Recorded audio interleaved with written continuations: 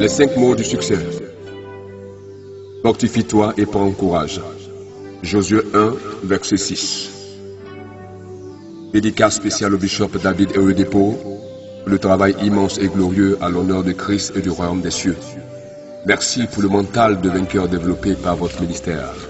En décidant d'écrire ce livre, dont le titre est évocateur, il s'agissait pour notre part de faire œuvre utile, car le plus grand bien qu'on puisse faire à l'humanité, c'est de contribuer à ajouter un grain de plus à ce que Dieu a si merveilleusement accompli. Il nous fallait aussi apporter notre grain de sel au vide existentiel de certains, car il est évident que des vies ne sont guère roses. Il existe des personnes qui vivent une vie de chien, dont la vie est un perpétuel et affreux cauchemar. Car lorsque Jésus-Christ disait qu'il n'est pas venu pour ceux qui se portent bien, mais au contraire pour ceux qui sont malades. Et en termes de malades, notre monde actuel en a de toutes les catégories. Que faire face à un raz-de-marée de souffrance, d'absence de repères? La réponse tout comme la solution ne sont pas a priori aisées, mais guidés par celui qui nous a appelés à son œuvre. Nous croyons sans prétention aucune que nous pouvons de notre modeste façon contribuer à l'émergence d'un type nouveau. D'apporter une bonne dose de volonté à ceux qui en manquent, d'apporter du courage à ceux qui n'en ont pas. Nous avions nous aussi en tant que serviteurs de Dieu connu des moments de preuve, et nos épreuves peuvent servir de leçons aux autres, car, et c'est très souvent le cas, Dieu nous fait connaître des types d'épreuves de sorte que nous, devenus à notre tour les leviers sur lesquels d'autres s'appuieraient pour prendre leur envol. Nous avons connu l'exil du fait de la guerre que notre pays, la Côte d'Ivoire, a connu. Nous avons connu la vie des réfugiés. Nous avons connu ce que vivre loin de sa patrie veut dire. Nous avons connu le désert, un désert de nostalgie, un désert de souffrance tant morale que physique. Nous avons connu la honte. Le désert, ce n'est pas seulement en exil. Le désert peut être aussi dans une ville, dans un village ou dans une forêt. Toute situation de vie pénible, pleine de stress, toute absence de motivation est une sorte de désert. Un travail qu'on n'aime pas, une famille que nous n'arrivons pas à porter convenablement. L'avenir qu'on n'arrive plus à discerner, tout cela est une forme de désert. Mais quoi qu'il en soit, aucun désert, quelle que soit sa forme, ne doit nous faire renoncer à la vie, à l'envie de combattre. Car la vie, on ne le dira jamais assez, est un combat. Et il faut se battre tant qu'on vit pour donner forme à nos rêves, même les plus fous. Cette parole de fortifie-toi et prends courage s'adresse à tout le monde, à ceux qui aiment le Seigneur Jésus-Christ et qui sont abattus, désorientés, perdus. Il y a de l'espoir lorsqu'on s'appuie sur Dieu et qu'on accepte de se battre même si on doit repartir à zéro. Ce livre est écrit afin d'apporter de l'impulsion à ceux qui cherchent encore un repère, à ceux dont la vie ressemble à une page vierge, à ceux qui ont besoin de l'encre et du stylo du Seigneur pour écrire un mot sur cette page, le mot de la vie, le mot de la réussite. La réussite est un joli mot. Tout le monde veut réussir et tout le monde apprécie ce mot car tout le monde veut réussir. Alors d'où vient l'échec dans la plupart des vies? Pourquoi beaucoup de chrétiens, beaucoup de personnes, même de nouveaux, échouent-ils? La réponse est simple. Nous ne savons pas qui écouter. Nous ne savons pas écouter Dieu. Dieu nous oriente, mais nous nous laissons désorienter. Dieu nous guide, mais nous oublions que c'est Dieu qui nous guide. Si nous écoutons suffisamment Dieu, nous ne pouvons pas échouer. Josué ne fut pas le plus grand général de toute la terre par privilège. De toute la Bible, il fut de loin le leader qui a plus obéi à Dieu. Ses victoires, tout comme ses conquêtes, sont l'expression de sa dévotion sans faille à Dieu. Réussir en tant que chrétien est un code caché entre les mains de Dieu. Allonger la main de Dieu en notre faveur suppose que nous connaissons ce code qui est l'obéissance. Garizim et Ebal sont des symboles hautement forts pour tout croyant qui a des yeux pour voir, car sur ces hauteurs, la vie et la mort furent prononcées, furent au pouvoir de la langue, avec en prime la chanson témoin entre Dieu et les hommes, le cantique de Moïse. Car quand Dieu te dit fortifie-toi et prends courage, c'est parce qu'il sait d'avance que la tâche ne sera pas facile.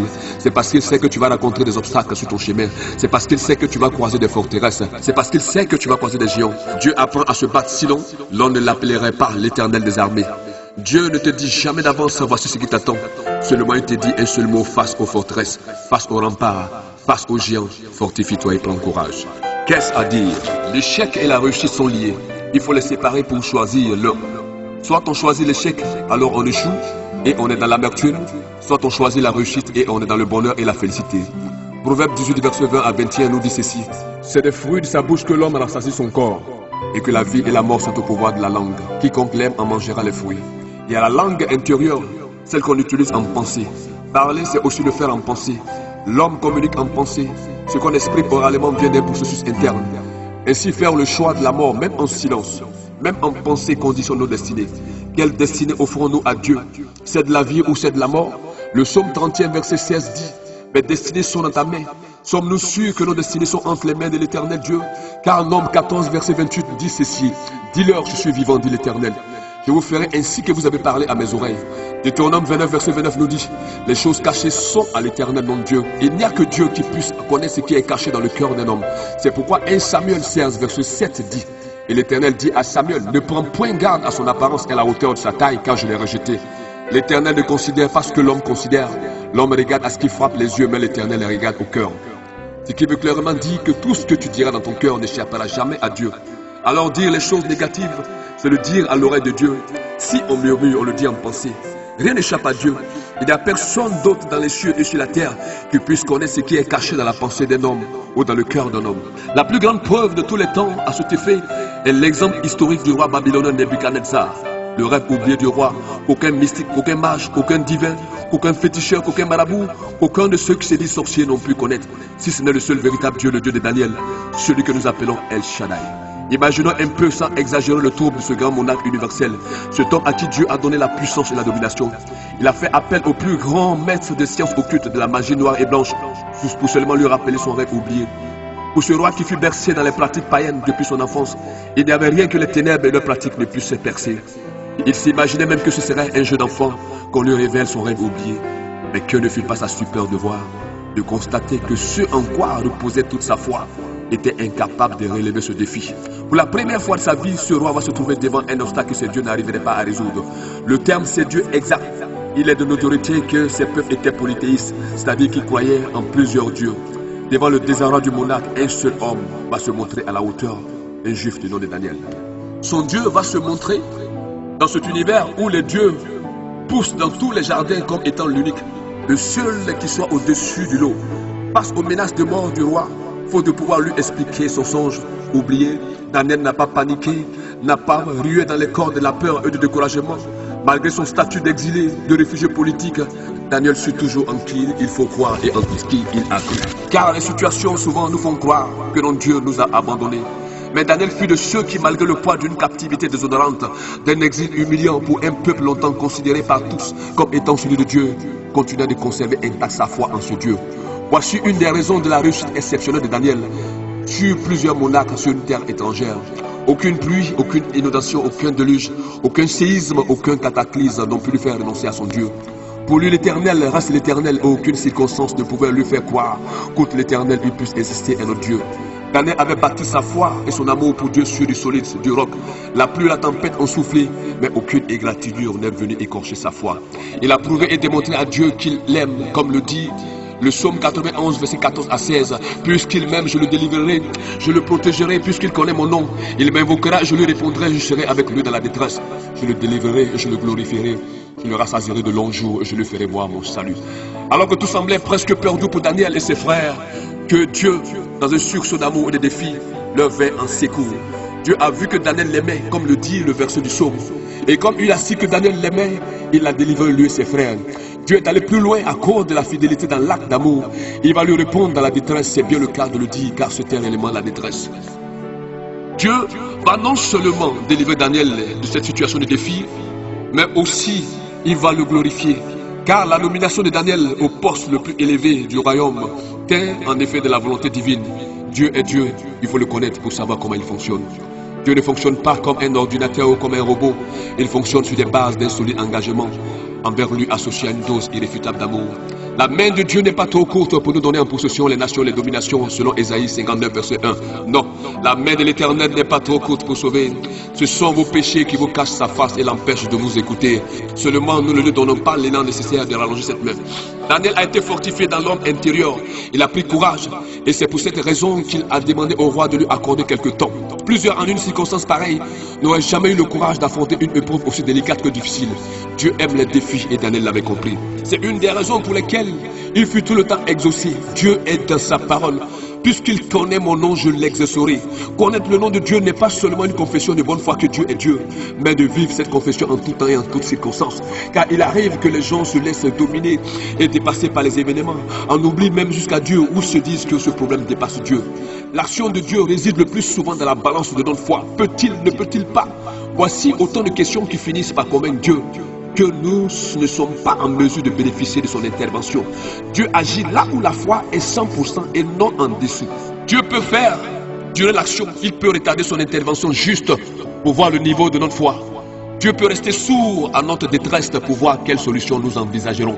Jésus, notre Seigneur, le Fils de Dieu vivant, a bu le calice jusqu'à la lie. Il en a vu de toutes les couleurs.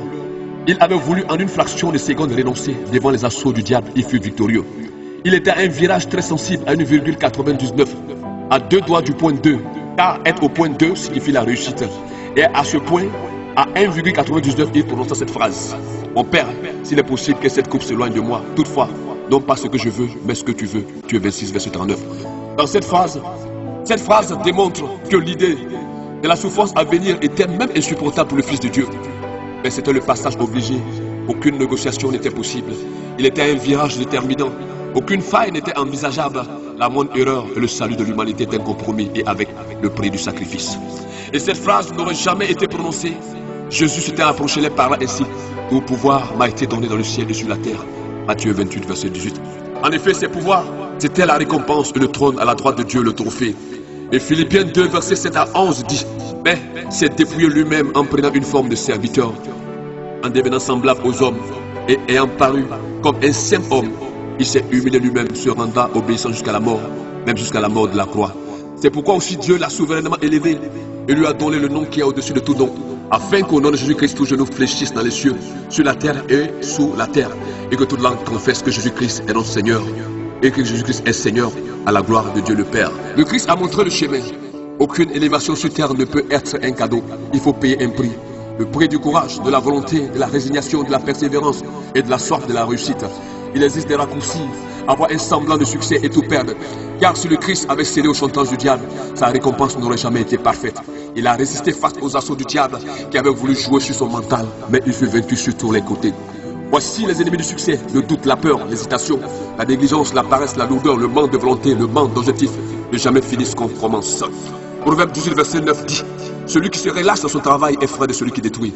En effet, il y a des gens qui, à peine commencent une activité, n'arrivent pas au bout. C'est-à-dire qu'ils ne parviennent jamais à achever ce qu'ils ont commencé. Qu'est-ce qu'un bon travail? C'est celui qu'on finit. Finir ce qu'on a commencé est la recette des vainqueurs. Le vainqueur finit toujours sa course, finit toujours ce qu'il a commencé. Croyez-vous qu'on arrivera dans le peloton de tête si on n'a pas un mental de vainqueur? Celui qui n'arrive pas à temps dans le délai est forfait. C'est cette loi qui est de rigueur dans les Jeux Olympiques, dans les courses de relais ou de 400 mètres. Il ne s'agit pas d'arriver, c'est-à-dire de franchir la ligne d'arrivée pour arriver. Il faut franchir cette ligne dans le temps de course et selon le chrono pour avoir accès à un podium. Car jusqu'à ce jour, les courses disposent de 3 trophées, celui du premier, celui du second et celui du troisième. De ce fait, l'enjeu de la course n'est plus courir pour courir, mais courir pour gagner. Pour gagner au moins une place parmi les 3 places susmentionnées. Ceux qui n'ont pas le mental finissent souvent par abandonner après seulement un faux départ. Mais le mental du vainqueur te dit que malgré le faux départ, tu peux toujours encore y croire. Et très souvent, des athlètes hors normes arrivent à créer la surprise, quoique ayant eu un faux départ. Ils arrivent en tête ou à être dans le trio vainqueur. Quel est le secret à ce niveau? La réponse est simple. Ils ont simplement été fortifiés dans l'homme intérieur. Ils ont eu ce bout de phrase dans le cœur, dans la pensée. Fortifie-toi et prends courage. Le plus important en toute chose, c'est la fin. Et c'est à juste raison que la Bible dit que la fin d'une chose vaut mieux que son commencement. Car en tout début, l'on n'arrive pas toujours à percevoir la valeur qui est encore cachée. On n'arrive pas à discerner quelque chose de clair. La visibilité peut paraître souvent nulle. Les plus lucides ne jugent jamais au départ d'une chose. Ils préfèrent attendre la fin, l'arrivée. Parfois, l'on est surpris de voir des gens dont on ne vendait pas cher la peau arriver à un niveau exceptionnel de réussite. Un homme prudent attend toujours la fin d'une histoire. On ne juge un bon film qu'à la fin. La fin d'un scénario vous donne tous les éléments d'appréciation et de jugement. Les orientaux, un peuple discret, qui aime le concret, ne disent jamais de quelqu'un qui travaille, qui s'achète de belles voitures, de belles choses, qu'il est riche. Pour eux, ce n'est pas l'abondance qui fait la richesse, mais plutôt l'économie. Ce qui veut dire qu'ils prennent le temps de voir si celui qui vit dans l'abondance peut être solide économiquement d'ici quelques années. Car l'économie se pèse en valeur numérique. Combien de maisons construites, combien de biens, meubles et immeubles, combien de réalisations. Aujourd'hui, des exemples patents de personnes dont on disait, celui-là, il avait l'argent, celui-là, il était riche. En réalité, c'est une confusion des genres. Les gens confondent le petit fonctionnaire qui a 2 ou 3 petites maisons construites au forceps comme quelqu'un de riche. Les gens n'ont jamais pris le temps de peser le mot riche avant de l'attribuer à la hâte à des gens. Le riche dans le sens réel du terme n'est plus en train de construire son avenir, mais plutôt en train de l'exploiter. La même façon que quelqu'un pourrait exploiter une mine d'or. Il vit dans l'espoir de prolonger sa vie sur terre dans le but de bien profiter de ce qu'il a su si bien gagner. Le succès et la réussite sont des mystères. Le chef aussi est un mystère. Aussi, l'homme doit fouiller, chercher et trouver. Comment l'or a-t-il été découvert? En dormant? Comment le pétrole a-t-il été découvert? En se promenant en étant oisif? La Bible dit en Proverbe 25, verset 2, la gloire de Dieu, c'est de cacher les choses. La gloire des rois, c'est de sonder les choses. Et Jésus-Christ lui-même parlait tout le temps d'un trésor caché dans le champ, dans un champ pour lequel l'homme devait tout vendre et acheter ce champ. Dieu cache et les hommes ont le devoir de sonder, de fouiller ce que Dieu cache. Comment sondons-nous ce que Dieu cache? La fable de la fontaine est bien explicite à ce propos. Le riche laboureur, sentant sa faim proche, fait appeler ses enfants et leur parle d'un trésor enfoui dans le champ. À l'idée du trésor, tout le monde est prêt à transpirer pour le découvrir. En fait, c'était un moyen pour créer de l'émulation et de la motivation et donner le goût et l'envie de travail à sa descendance, histoire qu'elle comprenne qu'il n'y a que le travail qui paye. La réussite est un code, c'est un langage. Et ceux qui utilisent ce langage finissent dans la grande proportion des cas à réussir. L'exemple du footballeur Didier Drogba. Sa mère, en rendant son témoignage, dit de lui qu'il disait tout le temps qu'il serait une star. Aujourd'hui, il est devenu un des Ivoiriens les plus connus au monde et l'un des athlètes les plus huppés et aussi l'un des plus riches. Le succès est une marque qui cherche des hommes qui peuvent la mettre en valeur. Le succès est un label de prestige. Il est constamment à la recherche des personnes motivées, douées et qui ont soif de réussir. Si le succès fait un grand bond, il devient la réussite. Car n'oublions pas que le succès peut être éphémère, mais la réussite dont nous parlons est différente du succès, dans la mesure où le succès est parfois court. Alors que la réussite s'accommode de la durée, elle est la marque de la victoire sur le chèque. Dire de quelqu'un qu'il a réussi est toute une révélation. Dire de quelqu'un qu'il a du succès, c'est aussi lui dire qu'il peut ne pas l'avoir à un moment donné. Le succès peut être une étoile qui peut s'éteindre, tandis que la réussite est une étoile qui peut briller à jamais. Ecclésiaste 11, verset 6 dit, « Dès le matin, sème ta sémence, et le soir, ne laisse pas reposer ta main, car tu ne sais point ce qui réussira, ceci ou cela, ou si l'un et l'autre sont également bons. » En effet, à travers cette maxime, la question de la négligence et de la paresse est perceptible, car la notion de matin et de soir résume la notion de temps. L'homme travaille dans le temps, la vie de l'homme est reliée au temps, tout se juge dans le temps et avec le temps. Le matin est propice pour chercher à réussir, tout comme le soir. Mais il y a des personnes qui ne savent pas profiter de ces notions, qui vivent dans le temps comme des ombres, qui ne réalisent pas que le plus grand adversaire de l'homme, c'est le temps. Quand on s'approche de l'échec, on trouve que le temps devient trop court. C'est dans le temps que Dieu parle, c'est à juste titre que les gens disent que le temps est l'autre nom de Dieu. La notion de durée n'agit pas sur Dieu, c'est sur l'homme que la durée agit. Aujourd'hui tu respires, la jeunesse et demain sonne la lampe de la vieillesse. Le temps peut s'avérer parfois comme un adversaire vicieux, cruel, cynique et redoutable. Il peut te jouer des tours au moment où tu t'y attends le moins. Il mesure tout, il est aux antipodes de la vie et de la mort. En voulant se montrer implacable, il peut se jouer de vous sur des airs de toutes les symphonies. Il peut vous emporter dans un tango survolté et vous laisser choir alors que le rythme bat encore son plein en vous, dans la plus triste et mélancolique des valses d'hiver. Il peut parfois vous donner l'impression de compartir à vos malheurs et vous porter la dope estocade d'un tango qui vous fait tanguer, en vous donnant dans un vertige éblouissant l'idée de ce que vous n'aurez jamais. Le temps, c'est l'ami qui n'a pas d'amis, il n'est en réalité l'ami de personne, sauf de ceux qui s'en amusent. Tu dois réussir et il faut que tu réussisses. Ce livre doit changer ta mentalité. Ce livre doit faire de toi un homme qui perçoit les vibrations des directives divines. Ésaïe 60 pouvait dire, lève-toi, sois éclairé car ta lumière arrive et la gloire de l'Éternel se lève sur toi. Cette phrase fut dite de la bouche d'un prophète de valeur, car il existe des prophètes qui prophétisent tout sauf la volonté de Dieu. Lève-toi est un ordre donné à l'impératif à tout candidat inscrit au concours de la réussite. Si tu es encore couché ou étendu, au moment où Dieu te donne l'injonction de changer de position, c'est que tu es disqualifié pour ce concours. Pour être apte, il faut en un premier temps que tu sois debout. La position debout est la position du travailleur, c'est la position de la conscience, c'est la position de la responsabilité. C'est l'attitude et l'aptitude des vainqueurs, de ceux qui veulent réussir. Le paresseux a une attitude, il aime et adore la position couchée. Dormir est différent de se coucher. Se reposer est différent de s'étendre. Un homme a besoin de repos pour un temps, afin de satisfaire les besoins du corps. Mais lorsque le repos devient une tare, une faiblesse, ou lorsqu'on aime le repos au point de faire plus d'heures couchées que debout, n'est pas bon signe. Aimer se coucher n'est pas trop loin de paresse et de nonchalance, de l'oisiveté. Or la Bible nous dit clairement dans le livre des Proverbes que le paresseux ne retira pas son gibier. Aucun paresseux ne peut entrer dans le plan de Dieu, car si le prophète te dit lève-toi, c'est parce que Dieu aime cette position et cette attitude. Quand le prophète te dit lève-toi, sois éclairé quand ta lumière arrive, c'est tout un symbole, car la lumière c'est l'intelligence, c'est l'énergie vitale qui vient pour te visiter. Mais cette énergie a une règle, c'est qu'elle ne vient que pour ceux qui sont debout. Si tu es encore couché au moment où elle doit venir, alors elle passera pour aller éclairer ceux qu'elle trouvera debout. Le paresseux a peur de la réalité. Il aime la grandeur des rêves. En rêve, il est fort, il est beau, il est riche. Les efforts sont payés pour lui. La réussite, c'est le feu. et le succès c'est la flamme. L'homme qui veut réussir doit faire un choix. Soit il se réveille de la flamme du succès ou du feu de la réussite. La flamme n'a pas le même champ d'embrasement que le feu. La flamme n'a pas le même rayon et la même force active que le feu. La flamme brûle et le feu consume. En ce qui brûle et ce qui consume, la différence est nette. Que voulez-vous être? Une flamme ou un feu? Tout est une question encore de choix. Faire le choix du succès ou de la réussite. La réussite vous plongera au cœur des réalités, vous fera goûter aux délices des 7 instruments de la domination, mais à un degré relativement satisfaisant. Apocalypse 5, verset 12. Il disait d'une voix forte, l'agneau qui a été immolé est digne de recevoir la puissance, la richesse, la sagesse, la force, l'honneur, la gloire et la louange. C'est ce que nous appelons les 7 instruments de la domination. La puissance est un instrument de domination, elle vous donne de la valeur, du respect. La richesse est un instrument de domination, elle vous donne du pouvoir. La sagesse est un instrument de domination, elle vous donne de la considération. La force est un instrument de domination, elle vous donne de la soumission des autres. L'honneur est un instrument de domination, il vous donne les hommages des autres. La gloire est un instrument de domination, elle vous donne une position élevée et enviée. La louange, enfin, est un instrument de domination. Elle met à vos pieds amis et ennemis. Il est très difficile de posséder ces 7 à la fois. Un seul a reçu cette prouesse, le Seigneur Jésus-Christ. C'est lui seul qui possède dans la totalité les 7 instruments de la domination. Le diable n'en avait que la photocopie, mais les originaux sont entre les mains de Jésus-Christ. C'est la photocopie qu'il avait proposée à Jésus-Christ lors de la tentation dans le désert, juste après son baptême. Mais Jésus fusa toutes les sollicitudes du diable, car il savait que les vrais pouvoirs ne sont pas sur la terre entre les mains du diable, mais plutôt au ciel, jalousement conservés par celui qui les détient, c'est-à-dire Dieu le Père. Il les a conservés pour celui qui vaincra et qui doit vaincre. Vaincre avec Dieu est une révélation que seuls ceux qui peuvent discerner ce que dit l'Esprit peuvent comprendre. Apocalypse parle constamment de celui qui vaincra, Apocalypse 2, 17. À celui qui vaincra, je donnerai. Dieu promet une récompense à tout vainqueur. Tu auras une récompense si et seulement si tu es un vainqueur. Aucun candidat à l'échec n'aura de récompense. On ne récompense pas celui qui échoue. Au contraire, si on veut lui donner une récompense, c'est le blâme. Le langage de Dieu est multiple et multiforme. Dieu peut te parler en rêve, en vision ou en prophétie, en parole de connaissance. Mais quel que soit le mot utilisé, il te dira toujours « Fortifie-toi et prends courage ». Car si on n'est pas fortifié, quels que soient les mots de communication, le résultat sera maigre et décevant.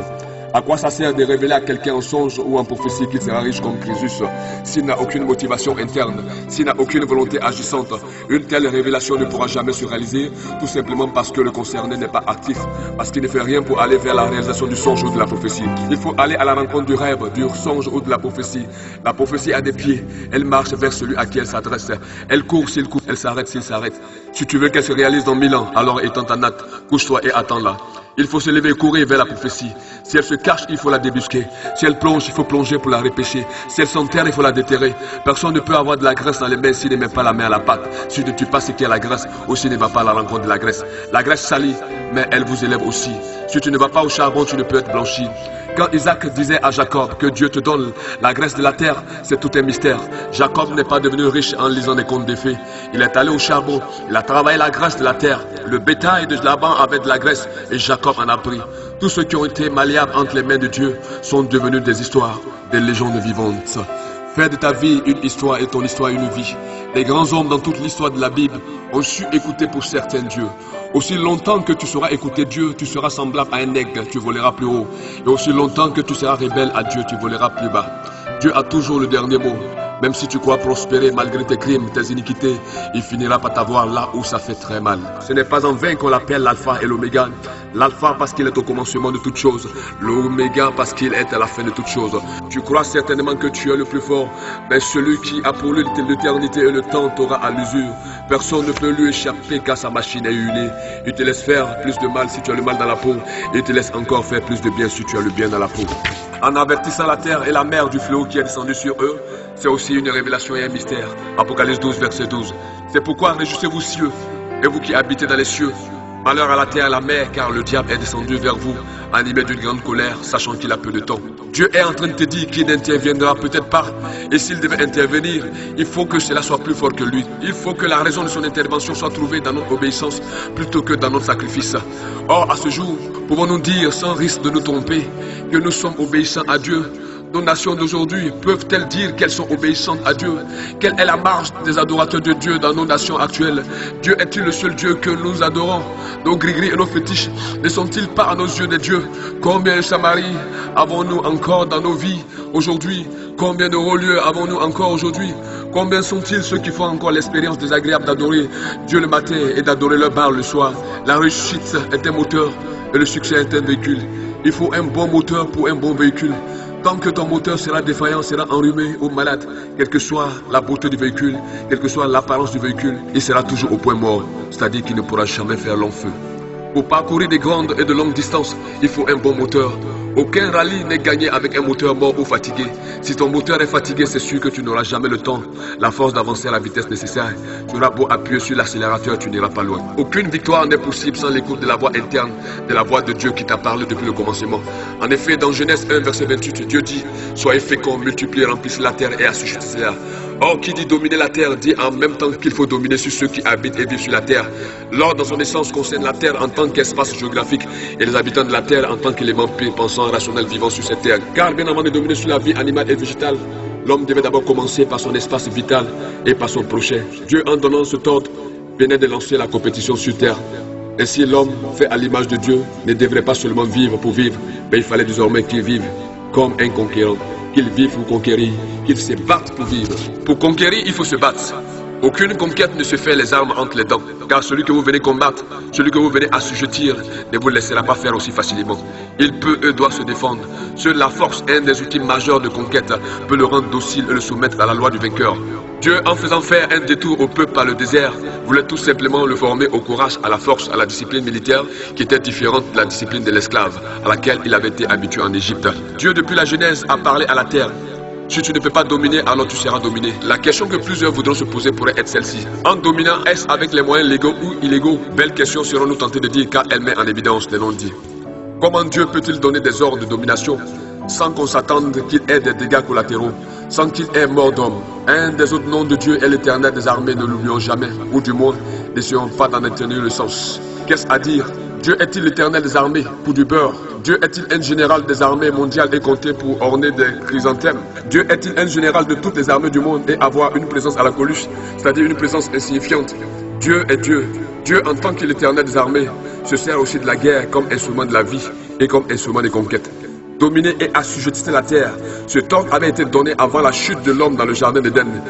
Un des exemples les plus justifiés est le cas des Hébreux, le peuple élu de Dieu. Après 430 ans de souffrance passée en Égypte, Dieu va dire à ce peuple de se diriger tout droit vers une terre déjà habitée. Nombre 13, verset 1 à 2. L'Éternel parla à Moïse et dit, envoie des hommes pour explorer le pays des Canaan que je donne aux enfants d'Israël. Tu enverras un homme de chacune des tribus de leur père. Tous seront des principaux d'entre eux. Avait-il le droit, dans le sens juridique du terme, de se permettre le luxe d'aller déloger des gens sur la terre de Canaan, de les déposséder de leur terre, de la terre de leurs ancêtres et y habiter? Dieu est souverain dans ses choix et dans ses ordres. Nous n'oserions jamais dire qu'il est injuste, car le psaume 24, verset 1 lui donne raison de tout faire. À l'Éternel, la terre est ce qu'elle renferme, le monde et ceux qui l'habitent. Dieu place celui qu'il aime toujours du bon côté de la terre. L'exemple de son premier ami Adam en est une parfaite illustration, car Éden c'est le plaisir, tel est le sens du mot en hébreu. Donc le plaisir de Dieu ne saurait être un bordel, une anarchie. On peut donc comprendre à travers le sens du mot qu'Éden était plus qu'un oasis, c'était un paradis. En effet, Adam, avant la chute du jardin, avait été placé par Dieu du meilleur des côtés de la terre. L'Orient où fut placé le jardin n'était pas un concours de circonstances, c'était un choix minutieusement planifié. Genèse 2, verset 8. Puis l'Éternel, Dieu planta un jardin en Éden du côté de l'Orient et il mit l'homme qu'il avait formé. L'un des éléments de preuve encore existants de cette position hautement stratégique et non hasardeuse est le fleuve Euphrate, qui existe encore de nos jours. Genèse 2, verset 14. Le quatrième fleuve, c'est l'Euphrate. Le choix de Dieu est souverain. Lorsqu'il s'agit de la place que doit occuper celui qu'il s'est choisi, il n'y a aucune injustice dans les choix de Dieu. Il faut bien comprendre les Écritures, bien les sonder, pour comprendre que Dieu n'agit pas dans la précipitation. Même lorsqu'il dit de dominer, c'est dans un esprit de compétition loyale. Le mal n'a jamais été en Dieu pour chercher à nuire à l'homme. Le diable a toujours œuvré pour nuire à tout ce que Dieu a fait de parfait. C'est lui qui a transformé les luttes de domination en boucherie, en massacre, en tuerie massive, en génocide. Car les premiers génocides l'ont été pour des questions de conquête, de pouvoir, d'hégémonie, en un mot pour la lutte. Pensez un peu au génocide des peuples incas, des peuples mayas, aztèques et même africains, tout simplement pour occuper leur terre et leur apporter la civilisation. C'est le diable, le père de la déloyauté des crimes et toutes sortes de tragédies. Le sacrifice test d'Isaac en Genèse 22, verset 2. Dieu dit, prends ton fils unique, celui que tu aimes, Isaac, va-t'en au pays de Morija, et là, offre-le en holocauste sur l'une des montagnes que je te dirai. Cet exemple fut mal interprété pour faire croire que Dieu aime les sacrifices humains. Les nombreux sacrifices de Salomon pour glorifier Dieu en immolant des milliers de taureaux, fut encore mal interprété par le diable, qui en a conclu que le sang de milliers de vies pourrait être nécessaire pour atteindre la gloire. 2 Chroniques 6, verset 7. Et ce fut là, sur l'autel d'airain, qui était devant la tente d'assignation, que Salomon offrit à l'Éternel mille holocaustes. Pendant la nuit, Dieu apparaît à Salomon et lui dit: demande ce que tu veux que je te donne. Et l'histoire de l'humanité nous a montré des peuples qui ont pratiqué à outrance des sacrifices humains. Éden était en Orient. C'est là qu'était le premier ami et la première créature de Dieu. Alors pourquoi voudrions-nous que le peuple élu de Dieu soit dans un autre lieu que l'Orient? Pourquoi forcément sur une terre de l'Orient et non pas en Occident, dans le Midi ou le Septentrion? C'est là qu'il faut comprendre que Dieu est dans une logique de bon sens et non de dictateur, qui fait ce qu'il veut parce qu'il est Dieu. Au commencement, l'homme élu résida en Orient. De ce fait, il devient tout à fait logique et rationnel que le peuple élu soit aussi en Orient. L'Orient, c'est le lieu choisi au commencement pour établir l'homme élu. C'est aussi le lieu choisi pour Dieu pour y établir le peuple élu. Tout est une question d'élection. Tant que vous serez un élu, soyez certain que vous ne serez pas établi n'importe où, ou à moins que Dieu vous ait destiné à autre chose. La lutte ou la guerre que l'élu de Dieu mène pour entrer en possession de l'héritage divin n'est pas assimilée à un crime, à un massacre. C'est une guerre tout court, un peu comme d'autres ont parlé de guerre sainte. Dominer et assujettir la terre porte en lui-même les germes du conflit. C'est à ce niveau que le diable entrera en action pour donner aux luttes de domination l'aspect hideux de carnage. L'ordre était de dominer et non de massacrer.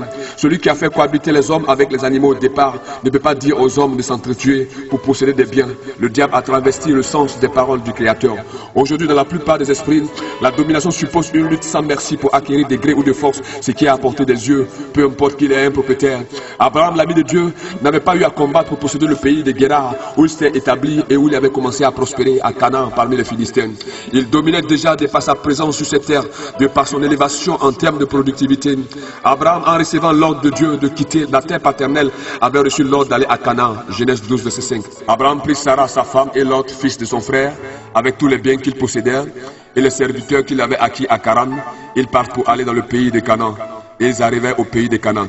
Abraham est allé tranquillement s'installer à Canaan sans qu'il fasse une guerre quelconque avec qui que ce soit. Il a pris le temps de visiter et de jouer même les touristes sur sa nouvelle contrée, alors que le pays était habité. Genèse 12, verset 6. Abraham parcourut le pays jusqu'au lieu nommé Sichem, jusqu'aux chênes de Morée. Les Cananéens étaient alors dans le pays. Aucun sang n'a été versé pour qu'Abraham s'établisse à Canaan. Comme le dit le psaume 18, verset 31, les voies de Dieu sont parfaites, la parole de l'Éternel est éprouvée.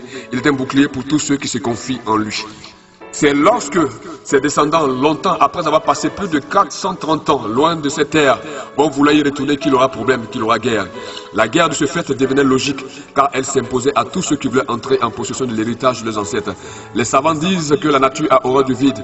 Voici pourquoi leur pays fut habité après un long exil de 430 ans. Les Hébreux étaient dans une logique de droit divin, tandis que ceux qui tuent, pillent et violent pour s'accaparer le bien d'autrui sont des imposteurs.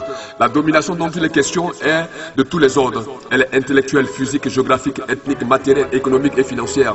Celui qui refuse d'obéir à cet ordre devient ennemi de Dieu, devient un rebelle à la parole de Dieu. Tous ceux qui refusent de dominer sont dominés. C'est une loi implacable de la nature. Celui qui refuse de dominer est comparable à un paresseux, à quelqu'un d'oisif. Tous ceux qui dominent en réalité possèdent pour certains la fortune et pour d'autres la gloire. Mais qu'en est-il des paresseux, de ceux qui refusent de dominer? Ils vivent dans l'assujettissement. Ils sont tout le temps en train de subir, d'envier les autres et même de les jalouser. Plusieurs finissent par devenir des sorciers à force de mal penser de ceux qui dominent. La réussite sur terre est réelle et non virtuelle. On entend souvent dire, comme si le ridicule pouvait tuer, que tel sorcier est le plus riche dans son monde des ténèbres, qu'il a un jet privé pour se déplacer, qu'il vit dans un château en marbre. En réalité, le sorcier ou les sorciers, dans leur grande majorité, sont des fainéants, des paresseux, qui préfèrent bouffer les autres d'une façon surréaliste. Mais vous remarquerez que leurs victimes, pour la plupart, sont des chrétiens du dimanche, c'est-à-dire des chrétiens qui plaisantent avec leur marche chrétienne. C'est à justice que Proverbe 12, verset 25 dit, le paresseux ne retire pas son gibier, mais le précieux trésor d'un homme, c'est l'activité. Dominer et assujettir suppose un travail, une activité, tant physique que cérébrale. Aucune domination n'est seulement que le fruit de la force des muscles. Toute domination suppose au préalable un effort intellectuel de la pensée.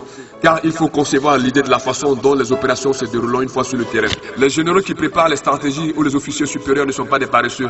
Dans l'action, la paresse n'a plus de place. Pour rôtir un gibier, il faut d'abord le chasser, le capturer et le préparer.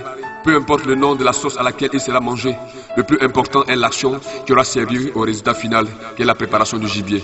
Si le paresseux sort ou décide de sortir de sa torpeur ou de sa léthargie, s'il passe à l'action, il va connaître des résultats positifs. Il pourra enfin manger son gibier.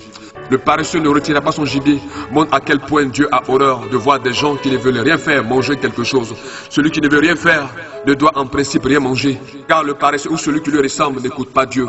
S'il écoutait Dieu, il devait être fortifié dans l'homme intérieur.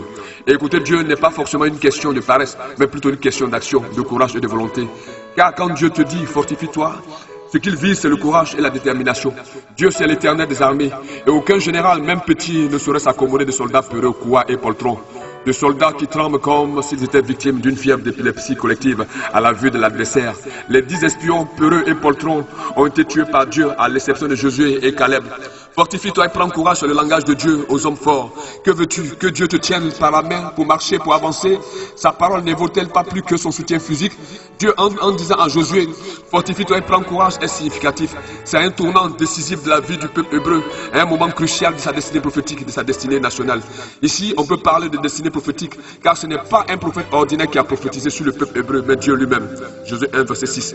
Fortifie-toi et prends courage, car c'est toi qui mettras ce peuple en possession du pays que j'ai juré à leur père de leur donner. La plupart des prophètes parlent de la part de Dieu, on dit qu'ils prophétisent. Les paroles du genre, ainsi parle le Seigneur, sont symptomatiques des prophéties habituelles. Mais quand celui qui incarne l'esprit de la prophétie te parle lui-même, comment peux-tu encore douter? Qu'est-ce qu'une prophétie? Une prophétie, selon le sens étymologique, est une prédiction par inspiration divine. Par exemple, les prophéties bibliques. Une prédiction par divination. Par exemple, les prophéties d'un médium. C'est aussi une annonce solennelle d'un événement futur, faite par conjecture ou par pressentiment.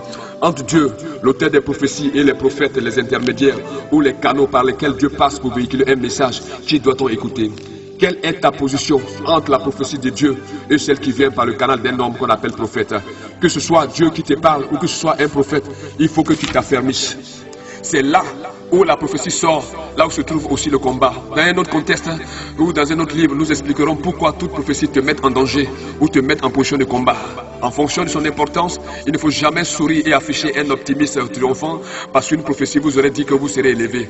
Au contraire, vous devez prier, vous battre, afin que ce qui a été prophétisé s'accomplisse. Car la prophétie, c'était de posséder Canaan. Mais avant Canaan, il y avait les premiers obstacles naturels, les eaux du Jourdain. Après l'obstacle naturel, il y avait Jéricho, deuxième obstacle physique et humain. Jéricho est le symbole d'une ville. En d'autres termes, l'image de plusieurs remparts. Car dans une ville, il y a les hommes, il y a les habitants, il y a les animaux, il y a les armes pour se battre ou se défendre. En un mot, il y a de l'opposition. Le but d'une prophétie, c'est de s'accomplir dans le temps et dans l'espace. Et il faut qu'elle s'accomplisse.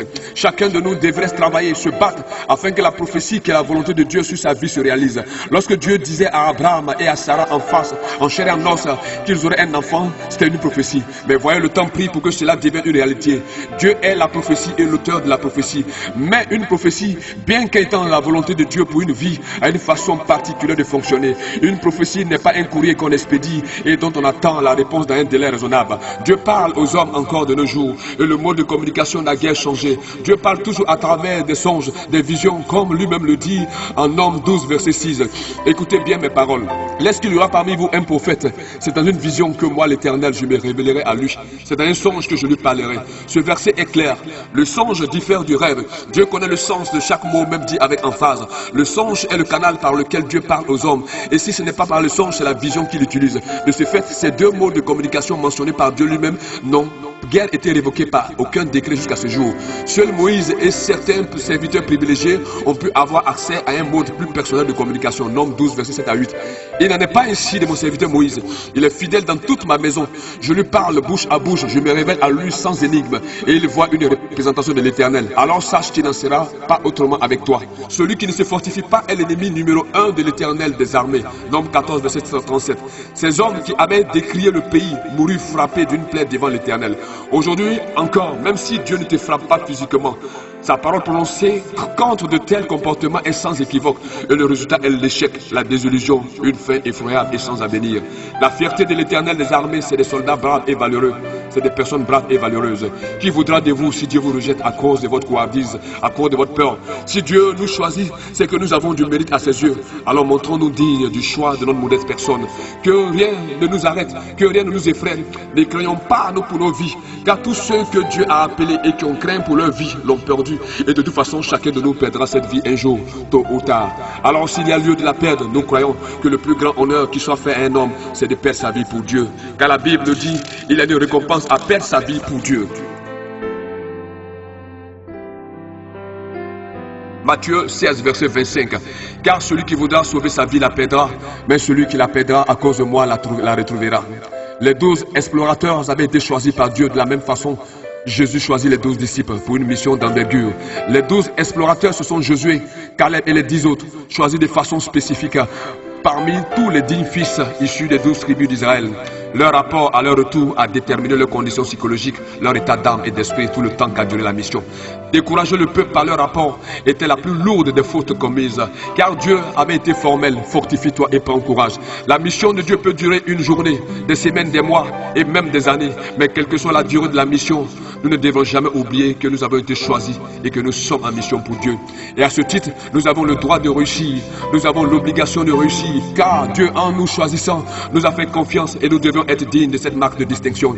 La confiance est une marque d'estime, une marque de valeur faite en notre personne. Le choix de Dieu sur notre modeste personne relève de l'appel et de l'élection.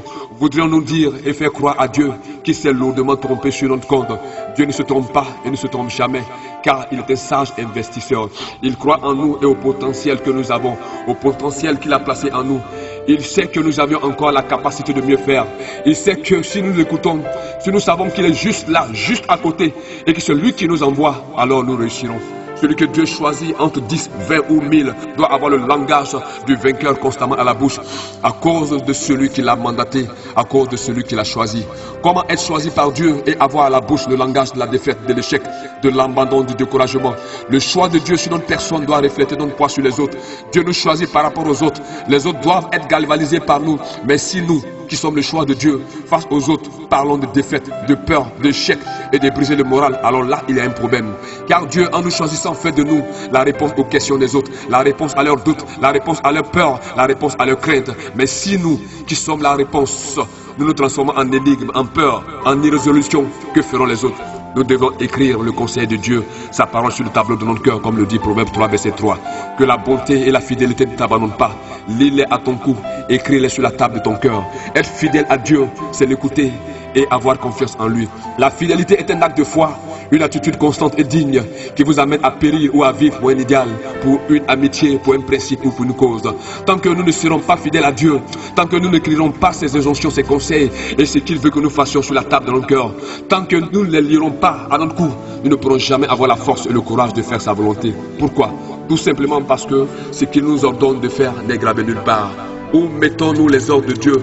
Tant que ce que Dieu nous dit de faire en songe ou en vision n'est inscrit sur la table d'aucun et n'est lié nulle part, cela est évident que nous n'allons jamais avancer.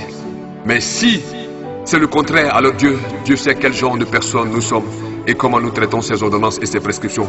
Car le jour où Dieu décida de choisir les 12 envoyés pour une mission spéciale, pour une mission hautement stratégique, il avait misé sur une donne très importante, le moral.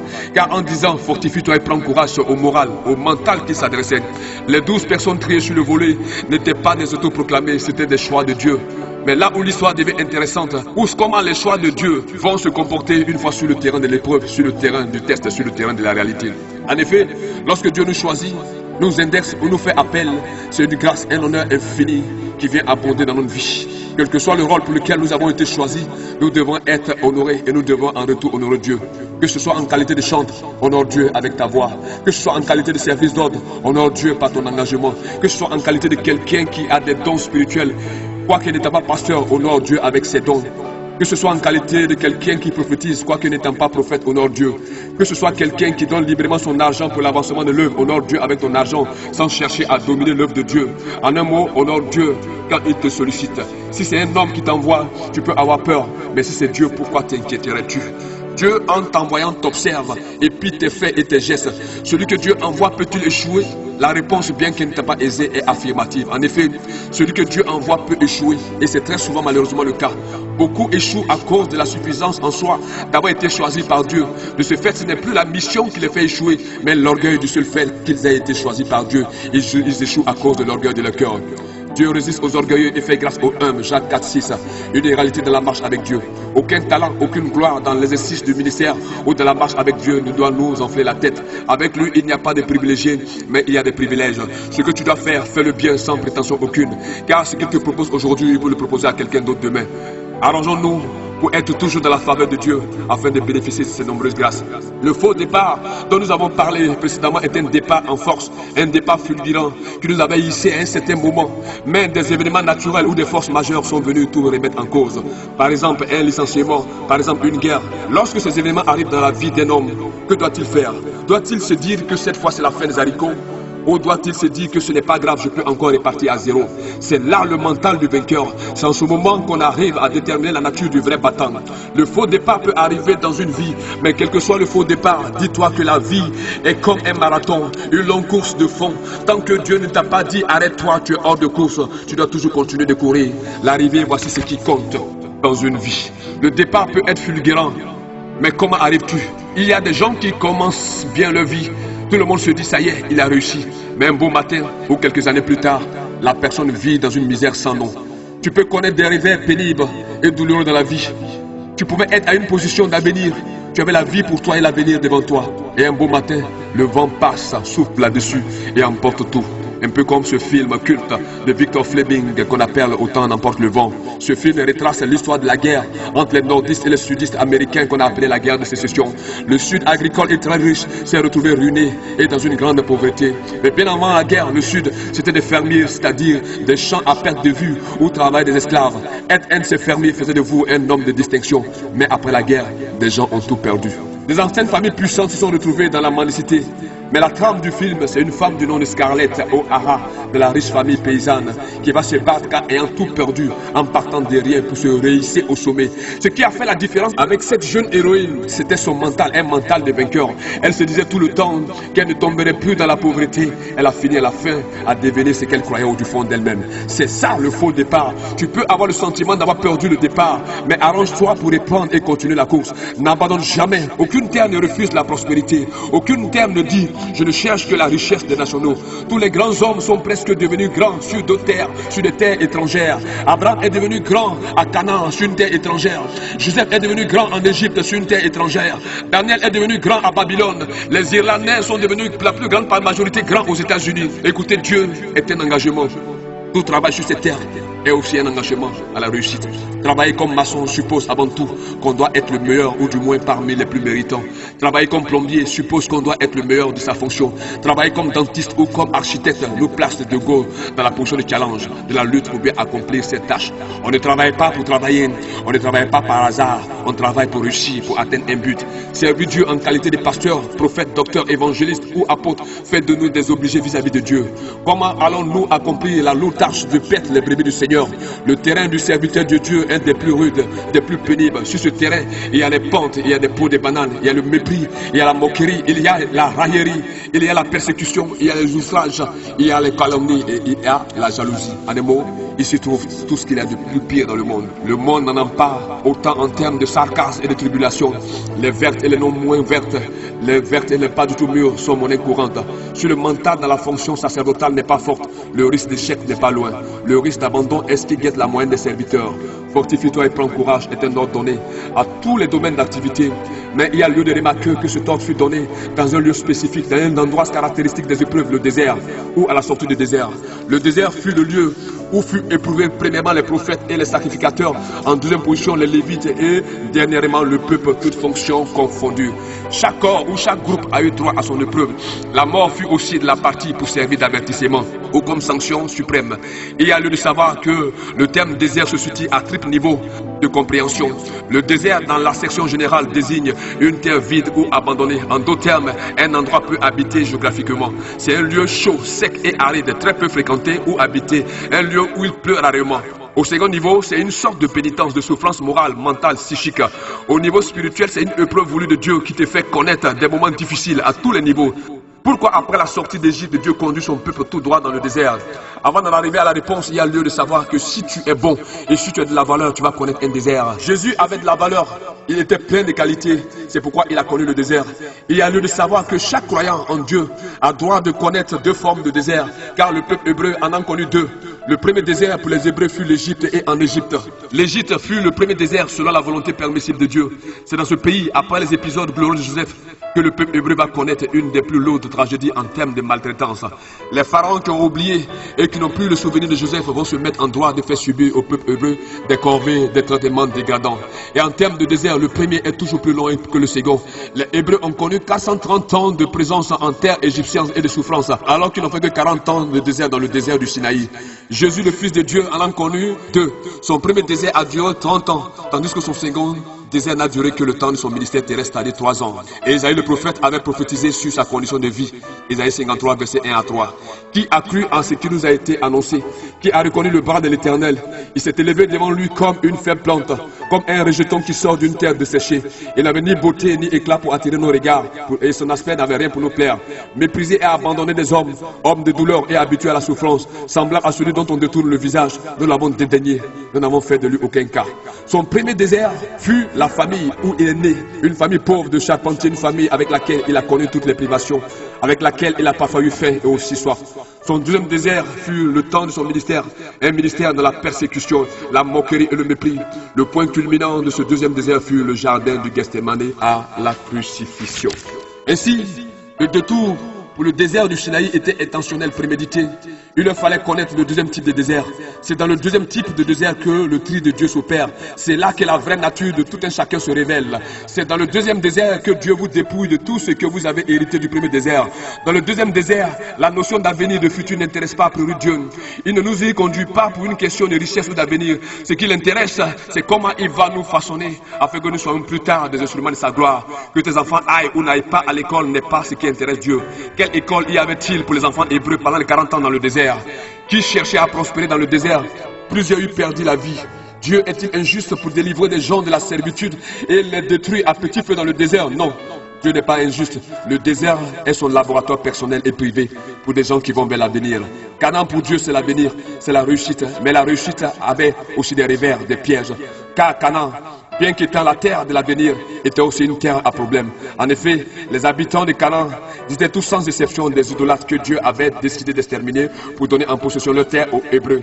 À la 4e génération, il reviendrait ici, car l'iniquité des Amoréens n'est pas encore à son comble. Genèse 15, verset 16. On ne peut pas rentrer à Canaan sans passer par le désert. Le désert est le boulevard principal à emprunter avant de joindre Canaan. Aucun raccourci n'est envisageable, aucune négociation n'est possible. Canaan, c'est la récompense pour tous les vainqueurs potentiels. Le désert est formateur, forme, symbolique et éducateur. Le désert vous rend mature et humble et vous élève. Traversez le désert et ayez du succès. C'est dans le désert que la vraie nature se révèle parfois. Corée de la tribu des Lévites a montré sa vraie nature dans le désert. Il était Lévite, c'est-à-dire de la tribu des serviteurs. Il fut l'instigateur d'une des plus fortes rébellions contre l'autorité du choix de Dieu dans le désert. Il était Lévite, ce qui sous-entend qu'il était de par ses fonctions tributaires d'une valeur aux yeux de Dieu. Mais Dieu va montrer, prouver tout au long de la traversée qu'il ne s'accommode d'aucun privilège. Nous allons en donner certainement peut-être des exemples si le Seigneur nous permet à la lecture du livre Fortifie-toi et prends courage du pasteur Roger Bailly. C'était un extrait du livre Les 5 mots du succès du pasteur Roger Bailly, auteur publié en 2014. Auteur publié en 2014. Tous ceux qui désirent la version intégrale de ce livre, Les 5 mots du succès, peuvent joindre le pasteur Roger Bailly à travers son email bailly.roger@rocketmail.com. Je répète encore, tous ceux qui veulent cette édition totale et complète du livre Les 5 mots du succès du pasteur Roger Bailly peuvent l'obtenir à travers son contact email bailly.roger@rocketmail.com. Contact 05 92 13 13 4. Je répète encore, contact 05 92 13 13 4. Ghana. C'était les éditions Les Amis du Ciel qui vous proposent une variété des livres du pasteur Roger Bailly. Nous avons le premier livre qui a été Auto-publié en 2014, L'Ami de Dieu, le second livre, le livre unique, le troisième livre, le manifeste du bon berger, le quatrième livre, D'une montagne à une autre, le cinquième livre, Les 5 mots du succès, le sixième livre, La troisième et quatrième dimension du Saint-Esprit, le septième livre pour l'année 2014 fut Le trône des trônes et la monarchie céleste. Et dans la nouvelle année de 2015 à 2016, le pasteur Roger Bailly a produit les livres suivants: Le ministère de l'égarement, Le quand, le où, le comment, le temps avec Dieu, L'évangile de la croix, et enfin le 11e livre du pasteur Roger Bailly pour cette année 2016, le 7e jour, le 7e jour, le 7e jour. Pour tous ceux qui veulent avoir les éditions et la collection totale du pasteur Roger Bailly, vous pouvez l'appeler sur son numéro le suivant, que je répète encore, le 05 4 92 13 13 4, ou bien vous pouvez le joindre à travers son email bailly.roger.noël@mail.com. Je répète encore que le pasteur Roger Bailly est pasteur à Ave Chapel International Ministries au Ghana. Lagotwana Atone wawalele lagotwa Atone wawalele lagotwa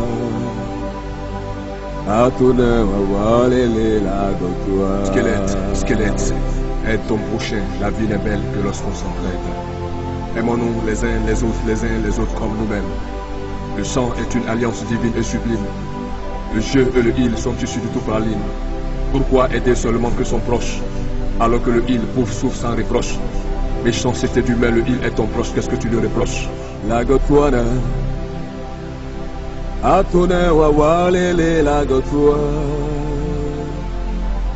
Atone wawalele lagotwa